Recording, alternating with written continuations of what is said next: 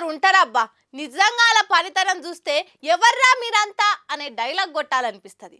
అట్లుంటాయి మళ్ళీ అలా దిమాక్ల ఆలోచనలు.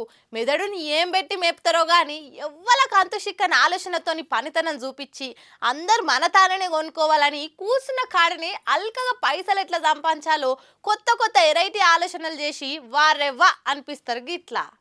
వారెవ్వా ఏమన్నా ఆలోచన దునియాల గీసొంటి ఆలోచనలు పెద్ద పెద్ద మేధావులకే వస్తాయి కావచ్చు.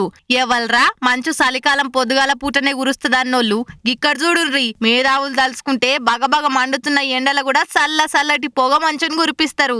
ఈ ఎండకు తప్పక బయటకు వచ్చినోళ్ళు కింద వడో మీద వడో ఎండల తిరగకపోతే పనులే గడుస్తలేవు. ఇక పెట్రోల్ బంకులలో వాతావరణం ఇంకెంత వేడిగుంటదో చెప్పవసరంలే. అయితే కరీంనగర్ శాతవాహన యూనివర్సిటీ రోడ్డులుండే ఓ పెట్రోల్ బంకుల చుట్టూత గిట్ల వాటర్ మిస్ట్ ఫాగ్ సిస్టమ్ పెట్టిర్రు. ఇక పెట్రోల్ ఓపించుకోనికి వచ్చిన వాళ్ళందరి మీద చలికాలంలో పొద్దున మంచు ఎట్లా పడుతుందో గట్ల నీళ్ల తుంపర్లు పడుతున్నాయి. ఎండల తిరిగినోళ్ళు జర పెయి మీద నీళ్లు పడి చల్లబడుతురట అక్కడోళ్ళు. బాగుందిలే ఆలోచన. మందిని మన బంకులకు అల్కగా మలుపుకోవచ్చు అని బంకోళ్ళు చూస్తే ఉత్తగా స్నోఫాల్ ఎంజాయ్ చేయొచ్చు అని పబ్లిక్ చూస్తుర్రు. ఏదైతే ఏంటి చల్లబడితే చాలు. మీరు కూడా ఎవరన్నా అక్కడ పొడతా పోతే గా పోపించుకునే పెట్రోల్ డీజిల్ గీ బంకుల ఓపించుకోర్రి. ఎరైటిన్ బంకును చూసినట్టు కూడా ఉంటది కదా. దేవుడు వరం ఇచ్చిన అయ్యగారు అడ్డం పడ్డట్టే ఉంది కిన్నెర మొగలయ్య తాత కథ. సర్కార్లు వరం ఇచ్చినాయి కానీ ఆఫీసర్ల అలసత్వంతో మొగలయ్య తాతకు మొండి చేయి చూపించిండ్రు.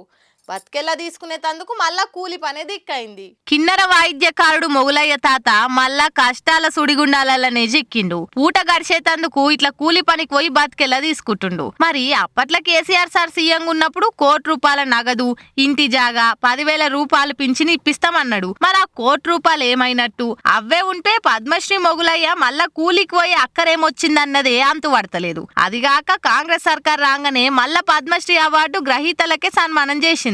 అందులో మొగులయ్య తాతకు 25 లక్షల నగదునిస్తామన్నాడు సీఎం రేవంత్ రెడ్డి సారు. ప్రతి నెల వారి ఖర్చుల కోసం, ఎందుకంటే వైద్యము ఆరోగ్యము ఖరీదైంది, ఇంట్లో చిన్న ఖర్చులు కూడా ఈరోజు పెరిగిపోయినాయి.